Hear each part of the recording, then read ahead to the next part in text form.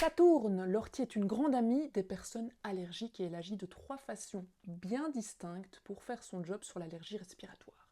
Elle calme le jeu des allergies respiratoires, elle nettoie le sang comme si l'ortie avec un balai dégageait les bris de verre liés à l'explosion des symptômes allergiques et elle combat les éléments nocifs qui circulent dans le corps et qui sont liés à la pollution.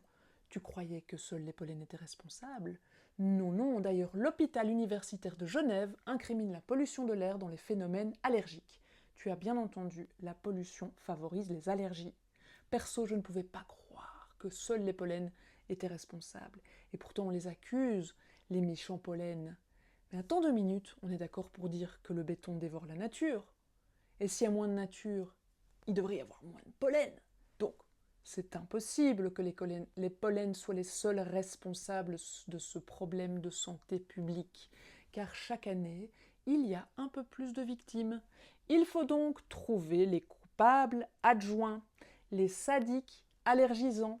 Les sadiques sont les particules fines invisibles, trop légères pour se déposer au sol, issues des rejets d'industrie, de l'agriculture intensive, mais aussi issues de la combustion du bois, du charbon, du pétrole, des gaz d'échappement et de la fumée de tabac.